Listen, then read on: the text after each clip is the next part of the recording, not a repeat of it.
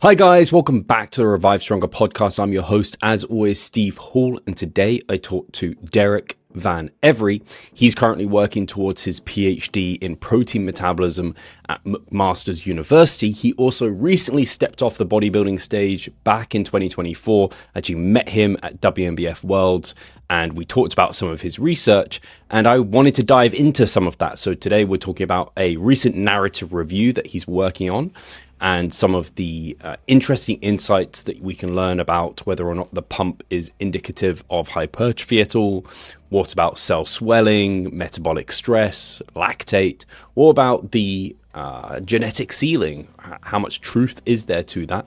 We dive into some of that. And then we also talk about Derek's 2024 contest prep. It was his first time stepping on stage, and we talk about the highest of highs that he achieved, the lowest of lows, and also his 50 to 60 pounds fat loss that he went through, and how was that in his experience, and then some of the lessons he took away from some of the people he's worked under, everyone from Brad Schoenfeld to Greg Nuckols. So guys, please do enjoy this chat, and as ever, if you do enjoy it, make sure to give us a thumbs up if you're on YouTube, give us a great rating or review on your podcast provider such as Spotify, and do share it with those that you think might be interested. Tag myself, tag Derek, take a screenshot, share it on Instagram. We appreciate that every single time. And if you haven't yet, definitely subscribe so you don't miss future episodes. But without further ado, let's get into today's show. Derek, you have worked under some of the top experts in the field, such as Brad Schoenfeld, Stuart McGill, Greg Nuckols, Andrew Vygotsky. I would love to hear kind of some of the things that you've learned from maybe a handful of these people. What kind of bits and pieces have you picked up over your exposure to such experts and that you've taken forward? Yeah, I'm certainly privileged and honored to get to work with those guys and learn from them.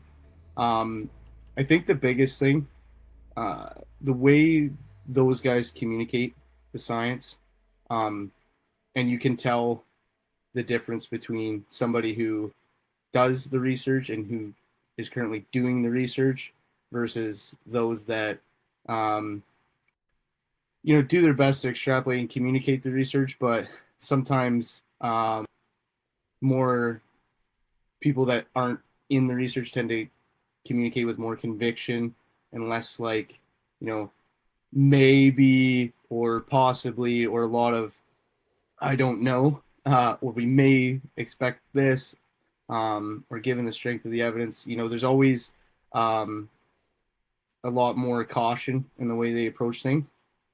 Um, I think the most important thing is the open-mindedness and not changing, or sorry, being open to changing your mind or hypotheses in face of emerging evidence.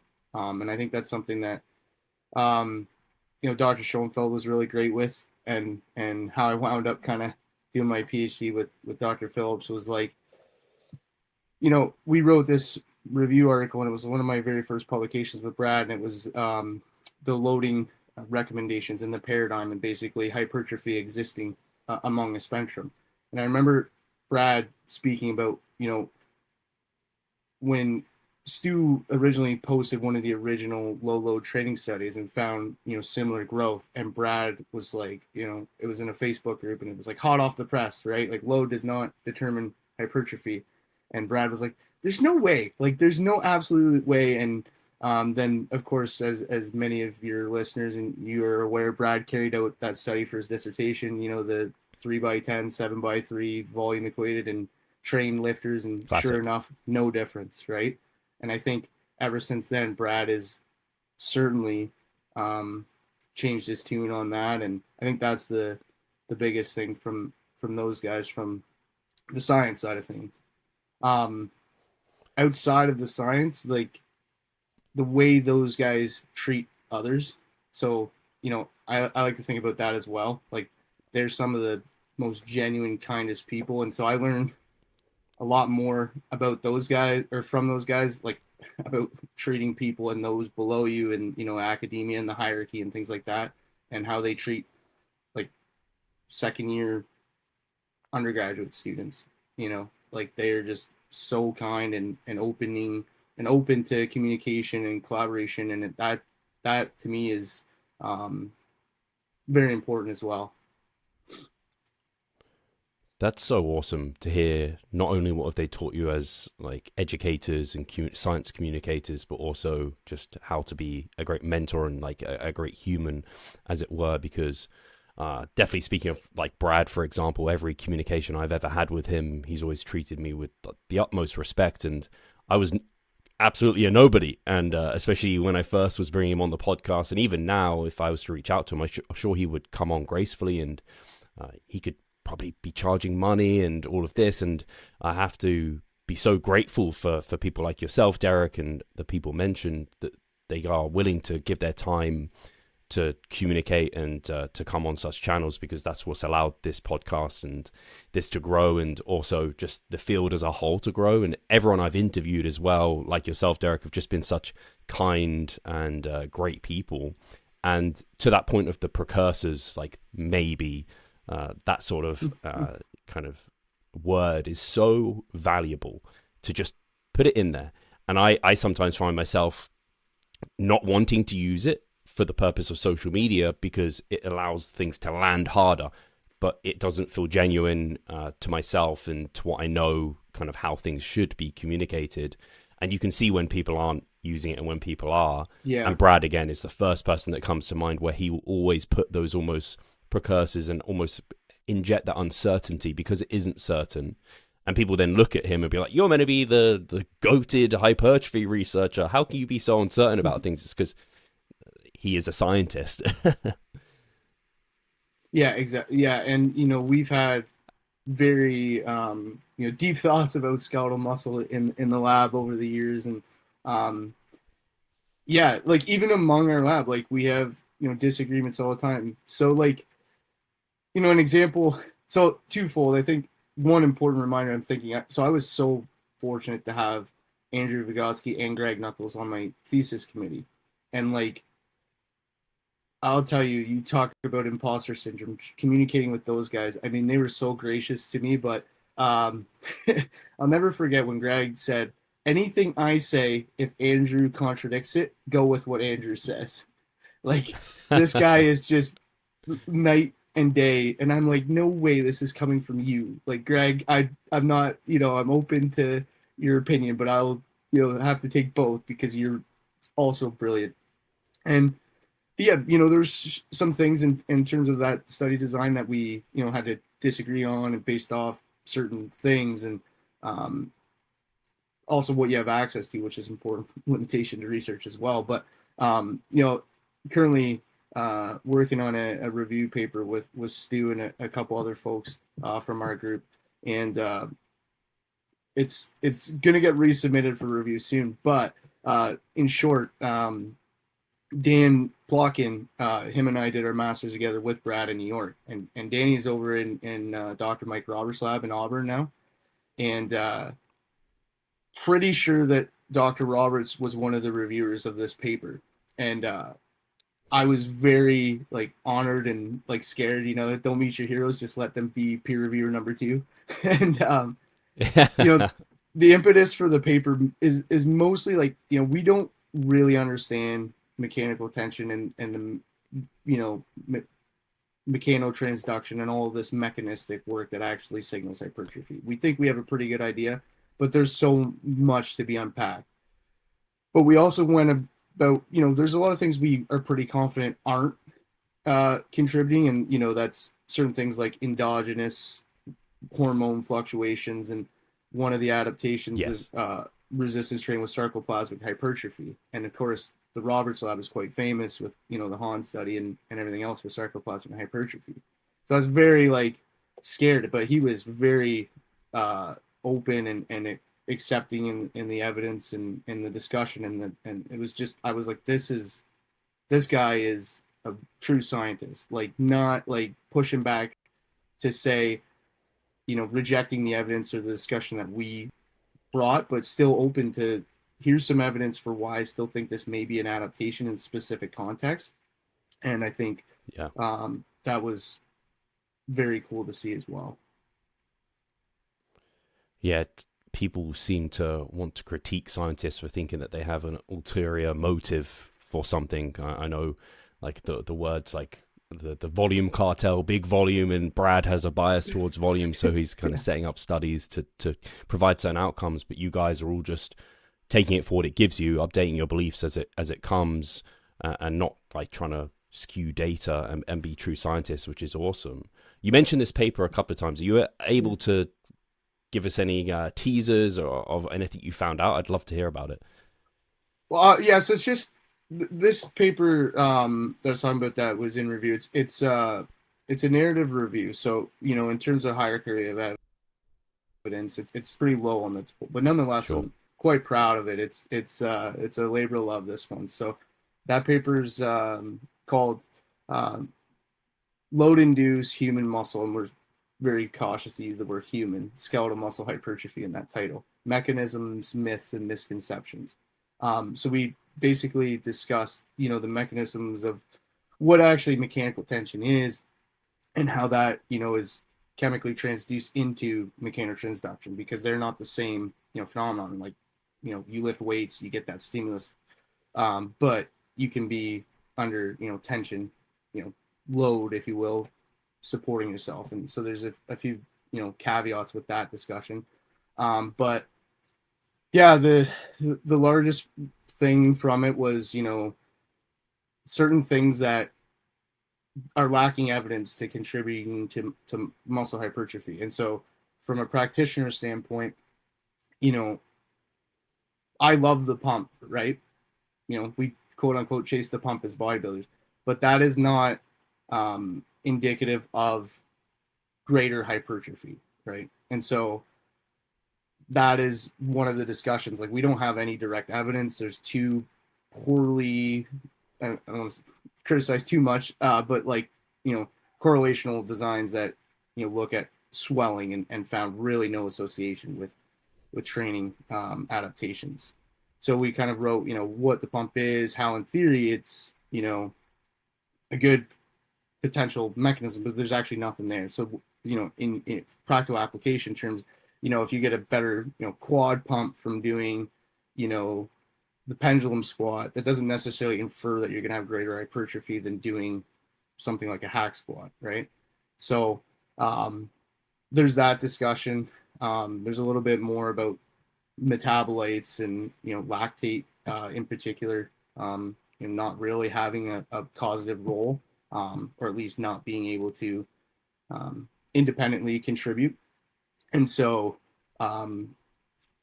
yeah, there's a great researcher. He's postdocing at Auburn right now, actually, probably down the hallway from Dr. Roberts, but Dan Lawson, and he's got a great review paper with Cody Hahn, and potential, and actually Dr. Schoenfeld's on this, right? And he's also on the the pump paper with Brett Contreras. So it's like, holy, I'm like almost, I'm not disagreeing with them personally, but some of the prior work. So I'm really like, oh shit, I can't believe I'm writing about this. But again, they're good scientists, right? And so yeah, they present a lot of potential avenues for how lactate could be a signaling mechanism and not just a byproduct. And we see that in other areas. But in terms of muscle growth, like independently, it's very hard to design that. But there's nothing in humans to suggest that it would be causative of hypertrophy. So we kind of put a little bit more discussion in that. And then, of course, we had to touch on hormones, as that's part of my PhD right now, doing research with women exclusively. And so, again, disclaimer for all the bodybuilders out there, this is specific to endogenous, natural, physiological fluctuations in hormones, not exogenous anabolics. So I always have to make that disclaimer, because, if folks hear this, they go, this guy, he's an idiot. Like, what do you mean testosterone doesn't contribute to muscle growth? And that's not what we're saying. So that there's that part about it as well. And, how males and females from a relative standpoint gain, the similar amounts of muscle and strength. Of course, men gain absolutes because they're bigger. And so there's that discussion. And then actually it was pretty cool. We did a case study with Jeff Nippard, and we finished that up with him and his brother. And so, we spent a lot of time in the lab, and we were discussing this upper limit of muscle growth and how much can you gain. And he had chatted about it in his book, and I thought, well, we're working on this in review. If you want to get in on this, I'd love your practical insights as somebody who's been doing this for over 15 years, like doing the thing, right? And so we had a nice back and forth while he was in the lab all day with us, and yeah, he ended up Awesome. contributing to the paper of that portion and some other stuff, and so I'm excited to have him on it. And I think, yeah, he's a you guys like Steve, Jeff, there's a fine line between, making science engaging and entertaining and then crossing that line where it's like you said, I don't want to make these discounts because it's, sometimes the no sexy answers isn't very sexy, right? And so, Yeah. but you guys do a fantastic job, and I think, kudos to you guys in getting the appropriate people on to communicate that, and I think you guys do a great job, and I think that's why you're successful at it, right? And so, I appreciate that. Yeah, no worries, man. But yeah, that's kind of where we're at with that. So I'm just kind of revising some figures based off the peer review, and hopefully we'll get that resubmitted. Very cool. Yeah, we've spoken about Brad a long time, several times, and it makes me think of, I forget what year it was, like 2011, whatever, his paper in terms of the mechanisms of hypertrophy and the amount of times that's been referenced in various papers, and people continue to use it, probably inappropriate at this point because it's way out of date. No offense to Brad, and no, you would absolutely agree. Yeah, I hate to interrupt you, but this is a point where this is why Dr. Schoenfeld's incredible, because he'll be the first to tell you that paper is from 2010.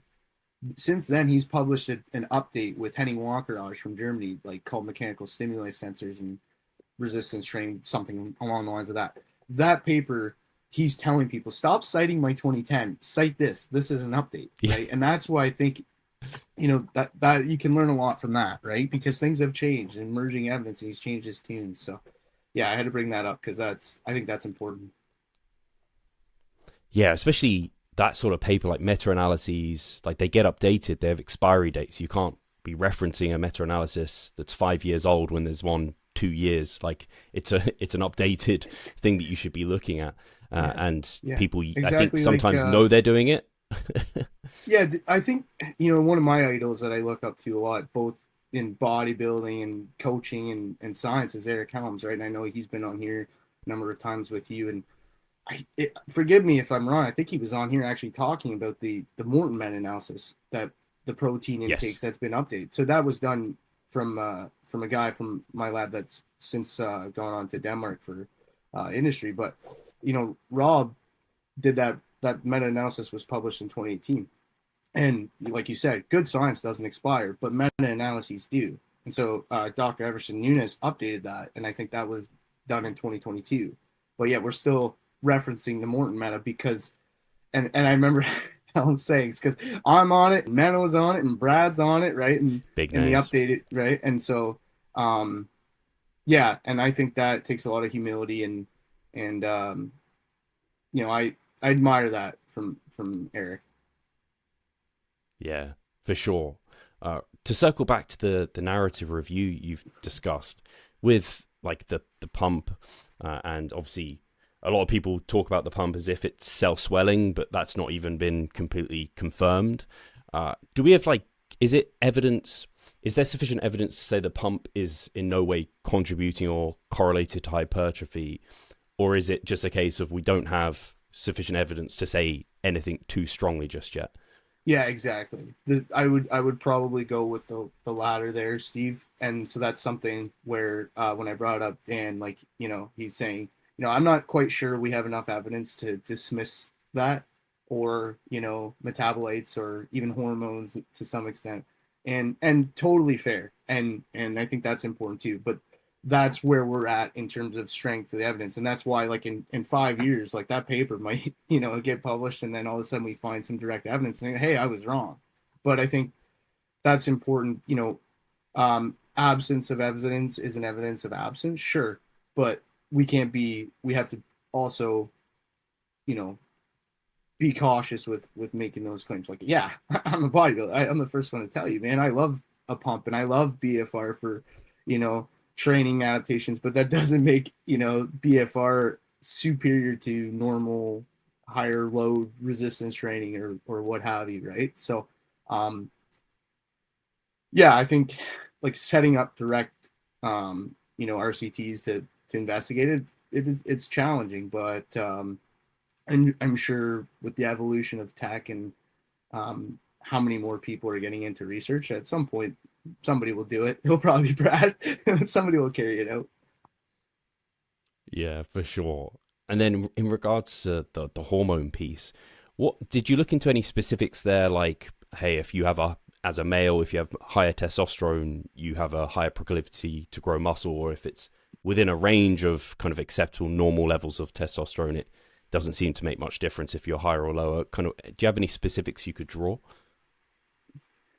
Yeah, so in that review specifically, we kind of went through the evidence from a guy named Dan West who did his PhD with Stu as well. So basically, and some other researchers, Sarah Wilkinson and some others, but they would essentially take folks through a training paradigm where they would do like a high low leg exercise, and then, you know, you would see this spike in testosterone and growth hormone and insulin growth factor 1 or IGF-1, which are all, you know, indicative of this drive in MPS.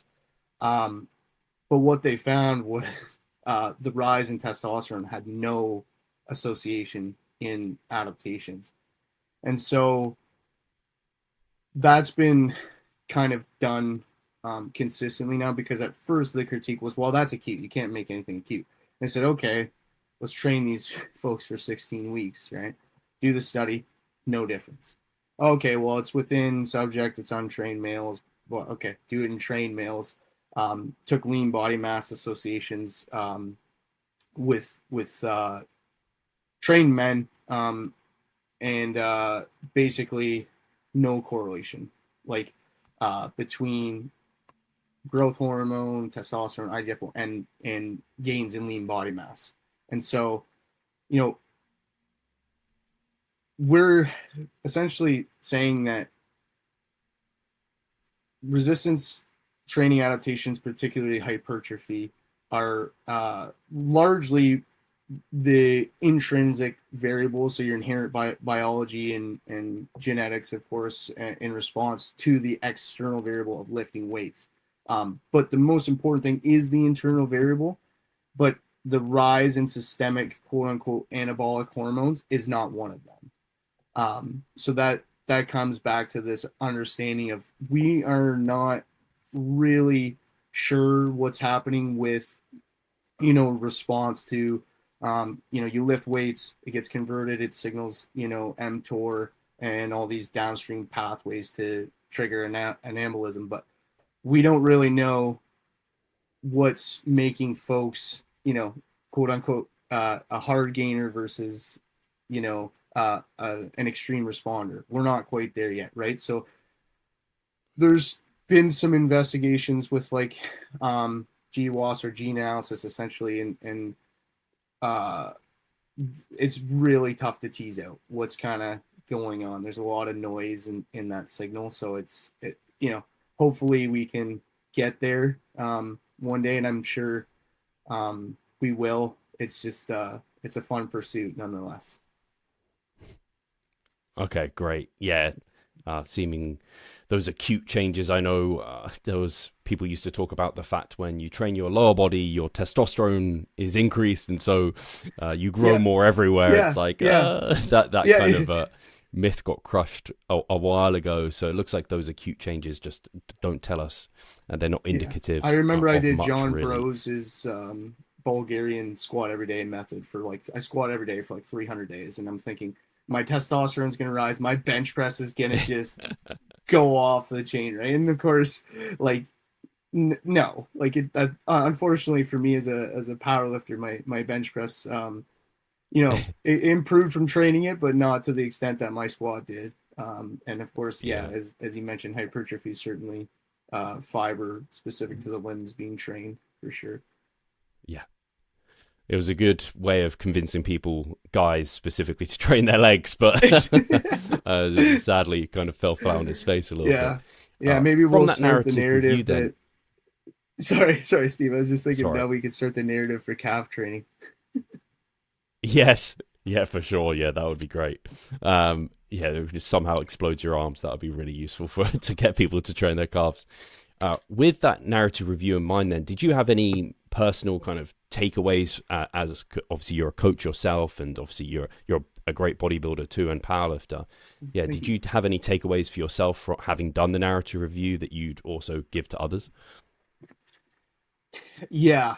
Uh I think my favorite line I got to put in the end in the practical application was and this is I'll circle back to this part, but the line essentially says, you know, we need to start thinking um both as athletes, coaches, practitioners, you know, scientists in the terms of adaptations in months and years and not days and weeks, right? This stuff takes so long. And I think, and you're a prime example of that, Steve. You know, it's been over a decade, right, to get your pro card? Competing, yeah, I competed for a decade. It's training 2 decades. That's, yeah, right? Like, and you made insane progress, right? And, you know, we can, if we were to easily predict that growth happens super fast and there is a plateau. I've wrote about, yeah, there's an upper limit, but I think most people and it are not likely going to get there. But the biggest thing is like you're gonna have to put in time, right? Past year 5, it's gonna be very tough to detect changes. But that's not to say it's not there. Um, but it's yeah, as an athlete and you know bodybuilding myself, I'm kind of going the Helms route this off season of like, hey, I've been training like a bodybuilder for you know since last prep. I started last April, and like I rolled out as a powerlifter. Like I competed in a powerlifting meet last April, and then dieted down to my first contest prep season. So now I'm like, hey, if I really want to do this, I gotta do this, right? And as much as I love powerlifting and will always love it and come back to it for sure, I'm prioritizing the bodybuilding training because they're two different adaptations, two different sports, right? And as Lane Norton says, if you chase two rabbits, you usually catch none. And so, Yeah, um, yeah, but yes, to circle back to that quote, I think that's important, and that's a very um, important limitation to our research, right? Is we're constrained by the scheduling and the length of our studies, and there's a whole host of issues, and right, and people tend to cite like, oh, we're done at institutions that are only you know lengthened by or length is limited by the semester, 12 weeks, 16 weeks. You're lucky to get a 16-week study, and that's totally true. Um, but there's also the limitation of like controlling all these variables and getting participants both trained and untrained to you know live a certain lifestyle and all that for extended periods of time like oh you're never going to get a 6 month study well probably not and that's a huge limitation right and so just to circle back to that case study with Jeff which was super cool is that he's very highly trained right pro natural bodybuilder been doing it for a decade and a half over that right so he's at pretty much his natty ceiling so now you get into well are your measurement techniques sensitive enough to detect change, right? And I know some really great researchers like you know Eduardo de Souza, fantastic scientist, you know Samuel Buckner out of Florida, like you know they're very critical of that, and I think that's important to be cautious with language and um, you know and I remember speaking about this with Jeff when he had sent his pre and post photos was like, dude, I had to have gained muscle, and I said to him, you know these measurements inherently have a an error range right and whether or not you're in or outside the error range should be secondary to you as a bodybuilder who's I'm hoping he gets on stage again one day because he just got absolutely shredded but I'm thinking we don't have a DEXA on stage. We don't have, Mm. a BIA or ultrasound on stage. You have the look test. Do you look better pre, post, under the same lighting, same conditions? Because that's ultimately what you're going to be judged on. And I think his pre-post photos, like, he definitely had put on some size in his back. His back and chest looked fantastic. But you know what we didn't ultrasound? His back, because the ultrasounding the lats, as Dr. Schoenfeld would tell you, is a very challenging task. Just because of the way that the muscle, is shaped, and all the, origins, insertions, overlap, all that shit, right? As I'm sure Cass will talk to you about that with his training techniques. But to get that measuring growth is, we're not sensitive enough, and that's a limitation as well. Yeah, so well said with everything there in regards to. I'm very much on the same page. Like that genetic ceiling, it makes sense that there would be a cap. Like you can't just infinitely grow muscle, but does anyone truly ever get there? I'm skeptical of that. I think there's things that limit people to being able to get there before like age and sarcopenia starts kicking our ass. Yeah, And exactly. we don't quite get there. But you truly would never know if you're there or not. And it's funny you mention, because people will be like, how, like, measuring progress as an advanced bodybuilder is pretty tough because we're gaining performance on a very slow basis. Some of those short-term feedbacks in terms of like soreness, the pump, like you got to be skeptical of those things. You kind of just have to, in many ways, trust the process in that, you're training really hard, you're kind of giving yourself the right inputs with nutrition to be growing. And then it's not until you, years later, compete again, you compare like for like kind of stage photos. You're like, did I improve? And then it was like, well, did you just retain more muscle? Was your peaking better? Were you less fatigued during your process? Did you post slightly better? Was the lighting slightly different, or tanning process? Like there's so many small things that could go into your look. But ultimately, for me, I'm like, well, as long as I'm looking better, that's actually ultimately, as a bodybuilder, what matters the most. So whether that came from whatever it is, I still needed to have trained. So if I didn't grow any muscle, I didn't grow any muscle. If I still managed to look better, that's the ultimate test. So I agree. you just got to invest it a bit blindly once you've been training 10 plus years. Well, yeah, there's that. And I've been working with Brian Miner even when I was powerlifting, so I think we've been working together for about 5 years now. But as you know, he's with 3DMJ now, and perfect representation of mastery, Jeff Alberts, right? 52, or I think he's going to be 53 years old.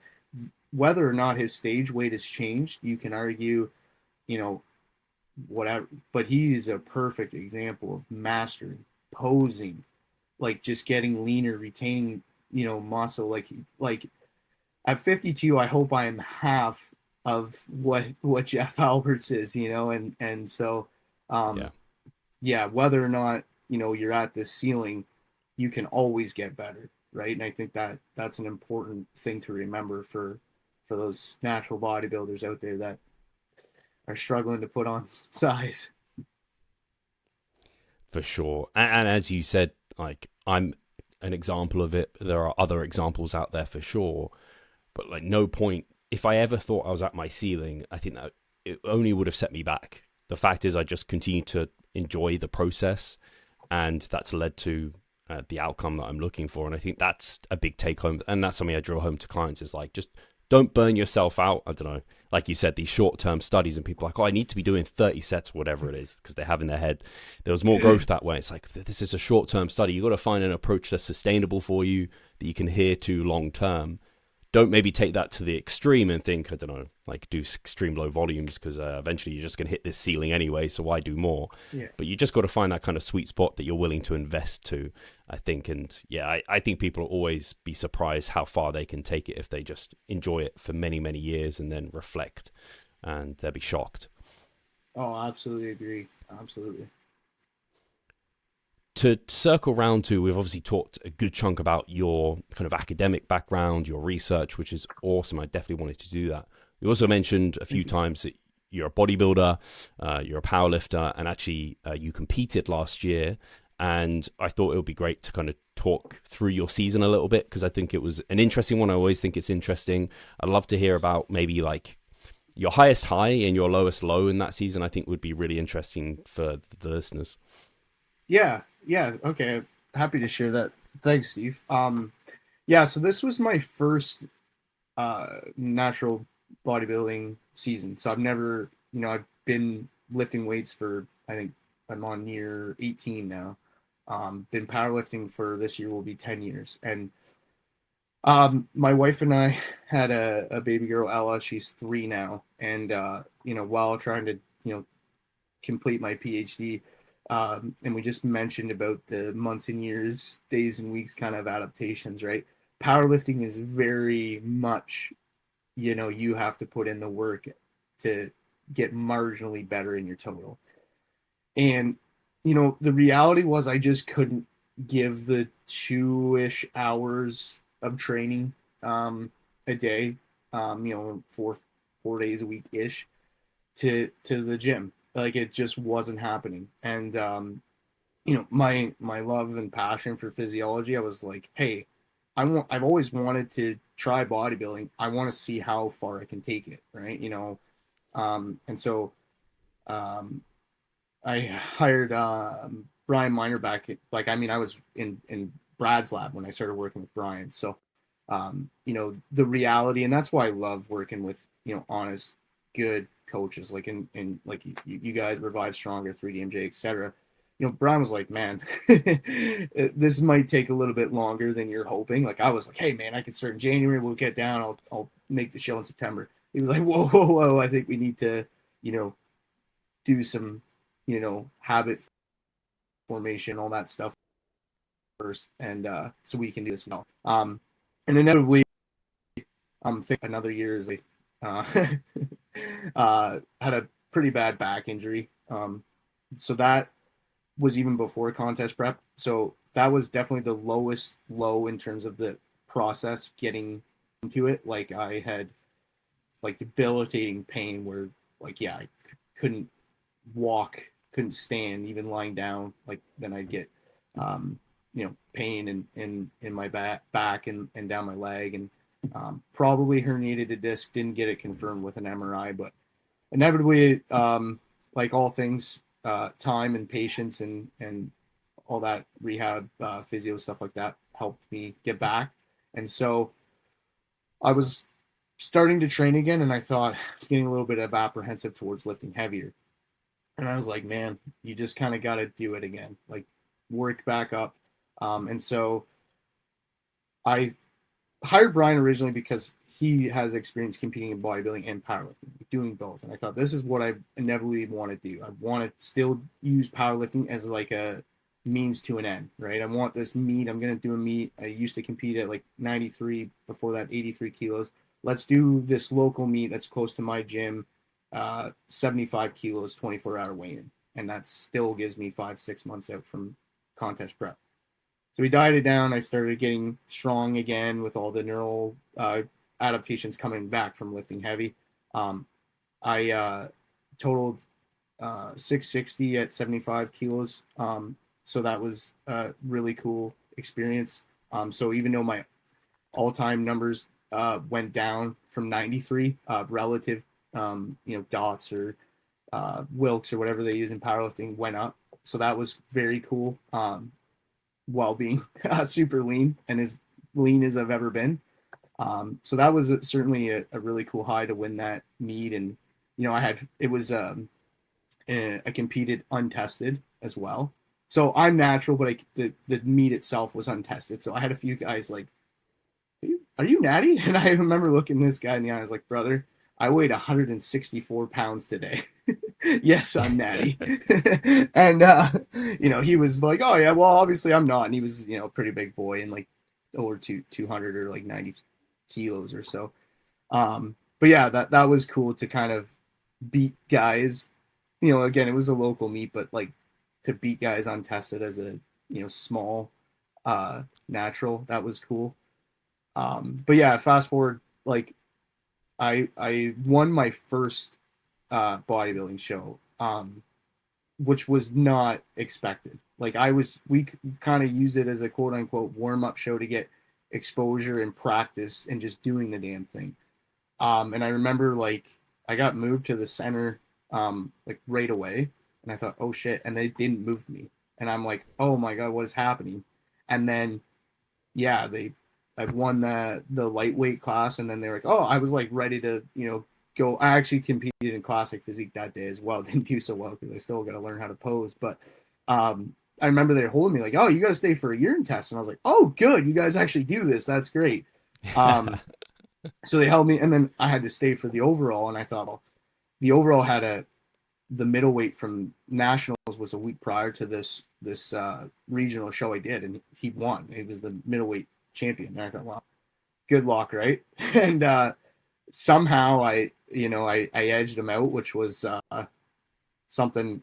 Man, I just with bodybuilding and subjectivity, he was a great bodybuilder. And yeah, they gave the overall to me, and I remember thinking, holy shit, maybe this is actually something I might be good at. And I think the highest high was honestly, Steve, was walking around the curtain, and my daughter was waiting for me with peanut butter cup, like Reese peanut butter cup, and like she's like, Daddy, Dad, because yeah, that was kind of our thing. We would cheers and have a peanut butter cup because that's her favorite, and mine, of course, too. And that was probably the highest moment of it all. Was just like I got to actually got the trophy right here. Just coincidence. I was prepared. Oh, so nice. I had this. Yeah, I keep it here in my office, but essentially I got to go up on stage with my wife and my daughter and like take photos with the trophy. And amazing. Yeah, I was like, Jesus, and so first show. Yeah. Yeah, I mean, how do you beat that, right? So that was something I'll certainly never forget. And then of course, WMBF Ontario was just a few weeks after that, and that was kind of like the show, like, hey, like I'm invested mostly within the WMBF for the way they regulate natural status with the polygraph and urine and all that stuff, and I think that's important. But yeah, I won the middleweight class there as well, which was incredible. And I lost to Dan Cole from Natty News Daily, and he won his pro card at that show. So getting to bump elbows with him and share the stage with him and some other great bodybuilders in Canada was a very cool second to that as well. But certainly the lowest low I would say, so that show I showed the trophy because obviously I think it's awesome, but it was the Canadian Physique Alliance show. And so winning the overall there, fast forward, I went to, so after Ontario, I still went to WMBF Calgary show, which I did the amateur show because I also I coach for Calgary Barbell as a powerlifting and nutrition coach.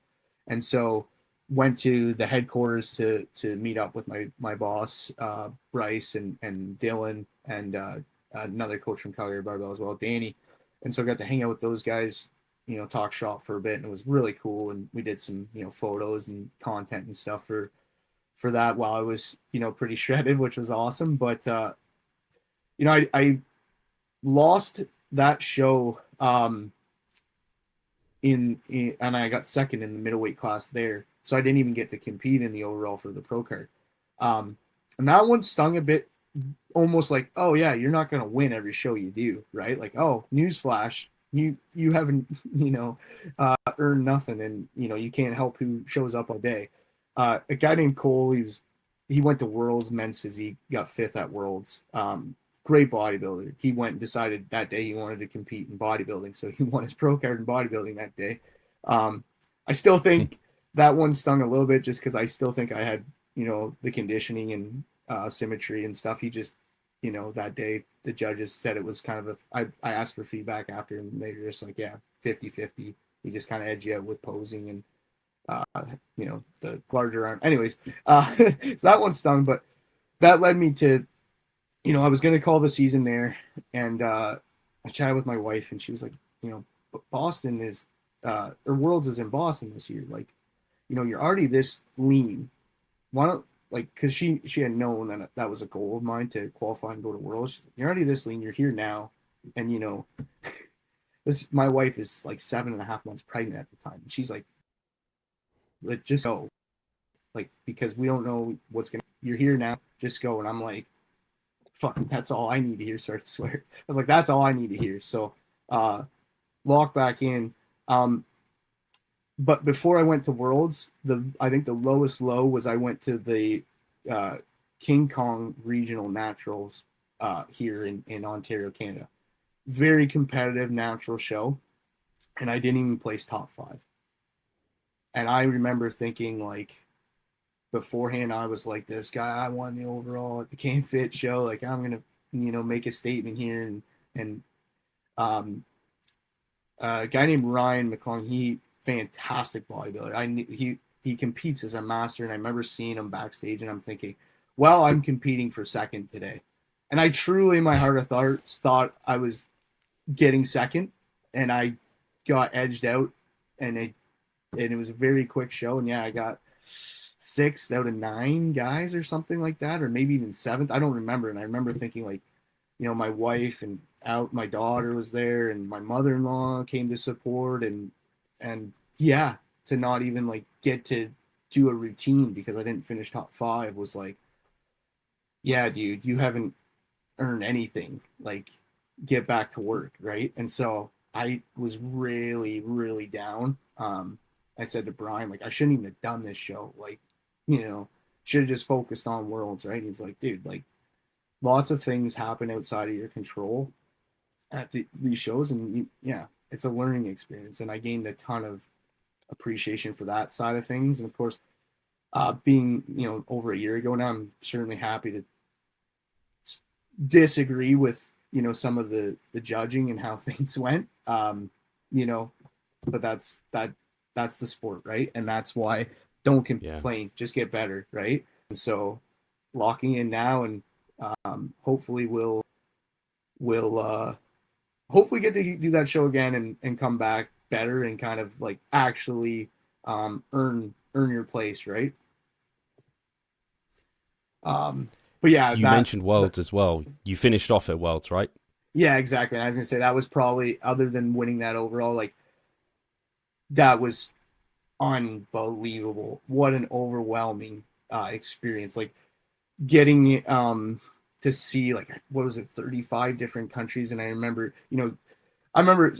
waiting for you, and I want to apologize, like, in advance. I didn't know if I was going to be able to see you again, and I knew you were way into it with the rapid backload that Cliff likes to do with his athletes. Oh, I was depleted as hell. Oh, yeah, sorry. dude, you were awesome, man. I was just scared to bother you. I was like, shit, like, I've been looking up to this guy for a long time, and like, I gotta at least introduce myself. And it's like, and I remember texting my wife because she was at the hotel where I'm like, I don't know if I want to bother him. Like, this guy is like on his last day of depleting. And so as somebody who went through it alongside you, I appreciate how gracious you were with your time, man. And like, that really meant a lot to me. And I'm, again, sorry to bother you on that day.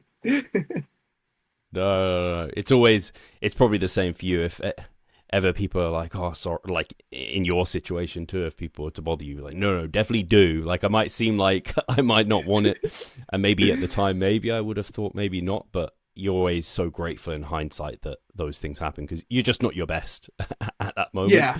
So no, thank you for doing that. Yeah, man. And yeah, how did Worlds go for you again? It went well, right? Yeah, it was incredible experience. I ended up getting 4th in the middleweight class for that one. Awesome. And yeah, it was incredible to see that at the amateur level, man. I was, guys are unbelievable. And I lost Jeff Albert's client, Fury, who's just he's from Singapore, and like, backstage there's him and a guy named Adam from Poland. And right away I'm like, all right, well, I'm competing for 3rd. And a guy named James from the UK, actually, he had chatted, and he was the first guy to know who I was through Calgary Barbell. He was like, like, a very nice guy. And so we chatted a little bit about Calgary Barbell and stuff as well. And he ended up getting 3rd. And I'll tell you, Steve, I've never been happier to lose to somebody before him in the show. It's like, he was a fantastic guy, great bodybuilder. And that was the first show where the top five of us. We had such good camaraderie. We took photos. We got to know each other. We Love that. chatted after the show. Yeah, that was by far uh, my favorite show I did. Like, yeah, winning that overall at my first show was an incredible experience. One of my highest for sure. But that being on stage in Boston, like going to the U.S., getting to wear a Team Canada jacket and shirt and represent Canada uh, as an athlete was incredible. Like I said, getting to meet you, I got to meet Alberto and Jeff and take photos with, like, yeah, like that. Man, I can't wait to do it again. Love it. Yeah, man, I love hearing about your prep there, and especially it being your first. You really kind of fell into the deep end in many ways in terms of just you got to experience so much. But I think that's also part and due to the fact that you have so many years under your belt as a lifter. That's maybe if someone's only been lifting 5 years, they haven't got that much muscle just yet. They're not going to be as competitive as what you were. Whereas for you, like you're very competitive from a muscular perspective. Obviously, Brian set you up. Your conditioning was really good. Posing and like being able to perform on stage is something that experience really helps with, and you start to respect posing more and more as you get deeper into the game. But then just the experience of being able to pose on stage and have poise and be able to present yourself the best way, those small details really matter between like first, second, 50-50 decision calls, as you said. But man, yeah, to have like to start the season on such a high with a win and then an overall and not expecting it, like I can't even imagine how amazing that must have felt. But then to have placing shows where you didn't even place and have people in the crowd that you're trying to like present for, I can only imagine how crushing that is too. But totally sounds like you took it exactly the right way. And also, I think you put forth a really good argument for having a coach in your corner who can kind of talk you out of the mindset that you can quite easily get into when you do have quote unquote losses or don't do as well as you think you should have or would have liked to have done within a season. Because yeah, if you didn't have Brian there, you didn't have your wife there, you probably wouldn't have done Worlds and had that incredible experience. I always say if people can get to Worlds, like they should go, because you don't know how life's going to be in future, just as your wife said. And it's just an experience like nothing else. WNBF Worlds, it's like our version of Mr. Olympia. So if you can get yourself there, and Man, you never know how the cards are going to lay out. Yeah, like, dude, yeah, just seeing like Babacar, like, are you kidding me? Like seeing that in person, I was like, how is this possible? And there's other guys like that didn't even compete that were there, right? So like great coaches. Like I remember, I didn't introduce myself just because he was, coaching and busy with his clients. But Brandon Kettner was there, and I, he just won his IFBB pro card. This guy had his hoodie on. I'm like, holy shit, this guy is huge, like absolutely enormous or ginormous for a natural. And I'm like, and I know, yeah, like seeing those guys, both insane. And my wife thought it was fantastic. Apologies, I can't remember the name, but the female that won the pro show the day before, she won amateurs, and like I think she was from Spain. And my wife was like, "Oh my god, I've never seen glutes on a female like this. She's absolutely shredded." And I'm like, "Isn't this amazing?" Like it was so cool to see with your own eyes. Like this is the pinnacle. And yeah, man. Like echoing what you said, if anybody you get into the opportunity to get to WNBF Worlds as an amateur pro, like do it. Like do it, because it's not, you're probably not going to meet Babacar, but it's an experience just to get on stage, and you can only get better by competing with those guys. And like I said, like I can't wait to do it again. And if that's hopefully next time I can get up there and as a pro, that would be awesome. But if not, I'm hoping amateur or not, like I'm gonna get up there again. Like absolutely. Love that. That's the way you want your first season to go, where you're eager to, well, now you've just fully specialized all in on bodybuilding, you're set, like ready to go again, which is incredible. I saw some of your before and after photos, and they were just like, I was like, how did this before become this after? Like, it's wild. If people need to go and see your Instagram to kind of check those out, because they're very impressive. I'll make sure it's Well, linked thank in the you. description. I But what was appreciate your that. like your heaviest to like your lightest? Where did that come? Yeah, what were those? And then was that a Yeah. struggle? Like, how much of a struggle? Like, how did you find the Um. process? So there's certainly, um, ups and downs as a struggle, but I'll start with my heaviest was post masters. Like, so after we had our daughter Ella, I was already kind of like, training, 3 days a week if I was lucky, living in New York City. So I was, eating New York pizza every day, like knowing Why that it not? was a short term. Yeah, I knew it was like a short term thing. I'm like, I'm probably never gonna live here again or have the opportunity. I haven't been back since I finished, 3 years ago, just because I'm here now in Ontario again. But yeah, so I got up to about 102 kilos, or for the freedom units, 225 pounds. So it was actually fun. 224 pounds was at my exact peak, and I remember Dr. Schoenfeld in the lab being like, "You just got it," because I was like, at that point, it was almost like I'm trying just to get to 225 to say, "Hey, I'm 225," and he was like, "You got to eat a little bit more pizza," and I was like, "Man, I'm trying," but um, inevitably after that, like I was like, "Okay," and that was when Brian and I were working together, and we're like, "Okay, we got to get you down to like pre-diet, the diet before the diet sort of thing." Yeah. So we dieted down essentially about a year from like 100 kilos ish, and I got down to about 89 kilos over about a year. So not very long span. And that's why I think it's important to make these uh, claims. Like this was a multi-year process, right? So you got to invest that time, I think, and that's what made it not as much of a struggle as it was, because the magnitude of my deficit wasn't super large. Just started paying attention to things, eating more protein, more high quality, dense meals, stop drinking beer, right? Or as much beer anyway. And so that got me down to about 89 kilos. From there, this is with diet breaks along the way, of course, too. So then September of 23 is when I kind of, okay, we're going to diet before the diet. So I started at about 87-ish kilos, 88, and got down to about 77, or no, sorry. Yeah, 78 to 80 kilos for this powerlifting meet. So again, it was a 24-hour meet. This meet was in April of 2024. So I dieted basically down the whole time. And again, that's not recommended for powerlifters to diet well on your way to competing. So there's twofold, but again, I was also recovering from my back injury when I, had severe pain for, again, that was the worst thing I've ever been through. Wouldn't wish it on my worst enemy. So then I wasn't even lifting for a bit at all. So yeah, all this is going on. So I'm getting stronger each session despite being in a small deficit. And that's obviously just the skill and familiarity coming back from doing the sport again. So I kind of leverage that as a way of like, hey, I'm getting stronger while losing weight, right? Kind of newbie gains again. Um, and so then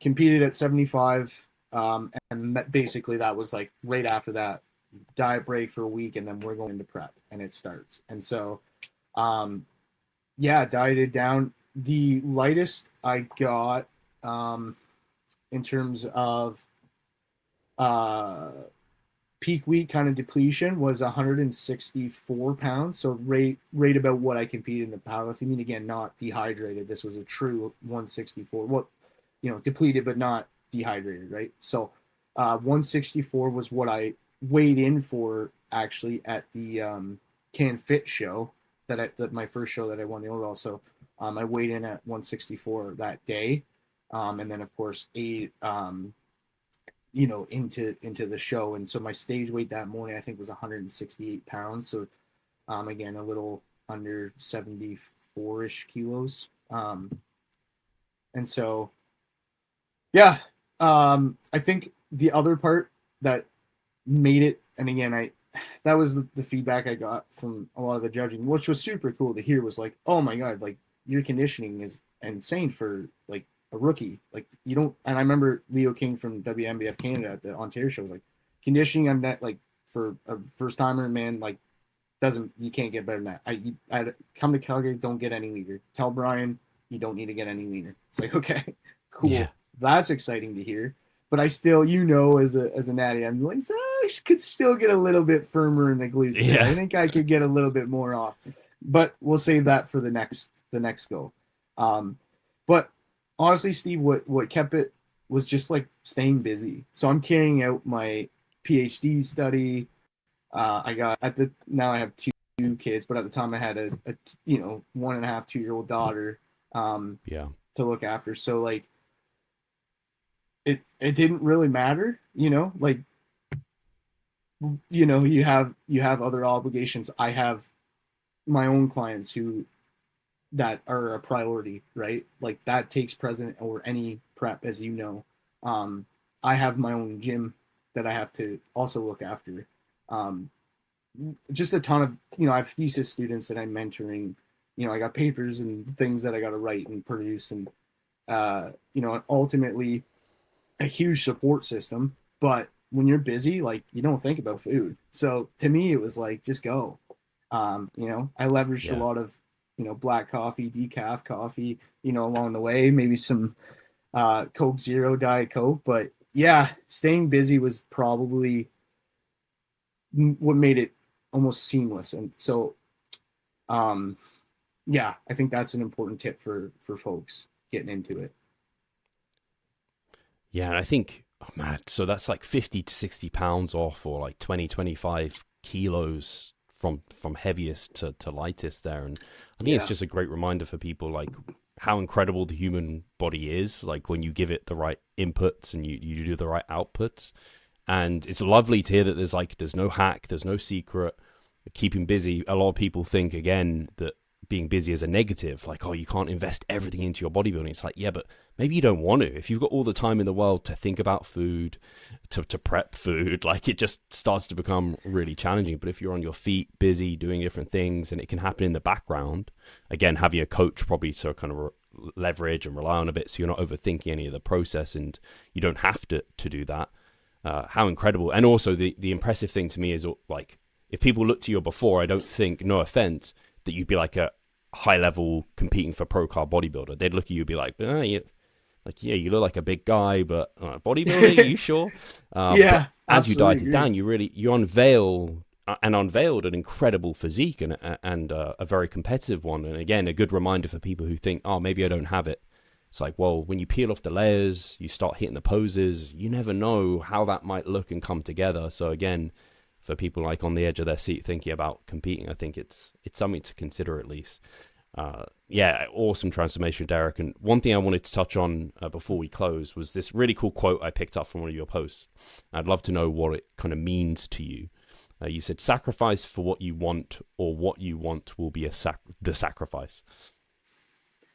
Yeah, yeah. That like I said in the video, like it can be extreme sometimes, but contest prep is extreme, and so um, if you have high aspirations, like after like committing, I said like these are things I thought about, like I want to go to worlds, I want to compete, um, you know, and things like what I'm doing now. I remember, when I was in Brad's lab, like like Stu's lab for a PhD was the only lab I applied to. And I hate sounding like an all or nothing guy, but in this context, I was like, this is it. And so I made like the most of my time. And like, I guess what I'm getting at is like, if you truly want something, um, you have to kind of go all out for it. And like, at the end of the day, if you're not, then somebody can take your spot in the lab. Somebody's going to take your placing on stage.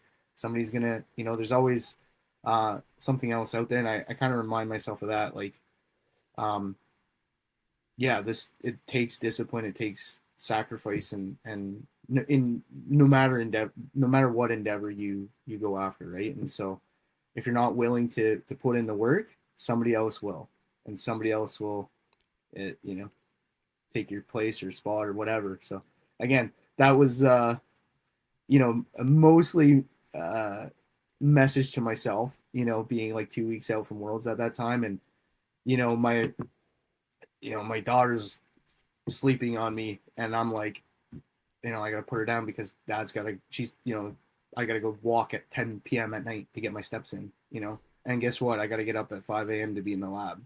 And those are all things that, um, again, commitments. So I don't want to say like, hey, I was sacrificing like my PhD and my family and stuff like that. But no, there was something had to be something had to give. So yeah, a lot of time not sleeping, a lot of time, not much free time. Like I didn't, watch. I'm a big Toronto Maple Leafs fan. I didn't really get to watch much, football, things like that. Leisure time, like yeah, it's great to have, but you know, didn't get to have this, big night out, with family and have these exciting meals on my birthday. We had, steak and asparagus, and so just reminders of like, all that stuff will, all their season.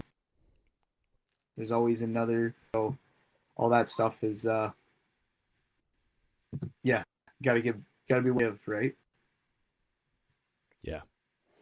Yeah, I love that. I think it's the people I see who are successful in whatever endeavors in life are kind of almost quick to make decisions and difficult, challenging decisions versus just like, oh, maybe next year, maybe next time, oh, and they're not afraid to get uncomfortable and put themselves in like challenging positions. And that's very clear with your ability to have gone from kind of the back injury to competing as a powerlifter to then stepping on a bodybuilding stage and taking it all the way to worlds after the challenges you had, but also then with all the research and the opportunities that you've managed to take hold of yourself. Like you said, other people will take it if you don't grab it. So I absolutely love that, Derek. And it's been a pleasure talking to you. If people want to keep up to date with your work or look into what you've been doing a little bit more, where should they be heading? Yeah, thank you so much for having me, Steve, and really appreciate the kind words. If anyone wants to reach out and connect, I'm happy to chat. Science, lifting, any of that stuff, dad life. Happy to share my experience on that as well. You can just find me at Derek at calgarybarbell.com or just Derek underscore CBB. And that's Derek, Fantastic. DERRICK. Thanks, Steve. Yes, I'll make sure those are linked below so you don't have to worry about spellings and things. You can just find it in the description or the information there. Thank you again, Derek, and thank you guys for listening. We'll catch you next time.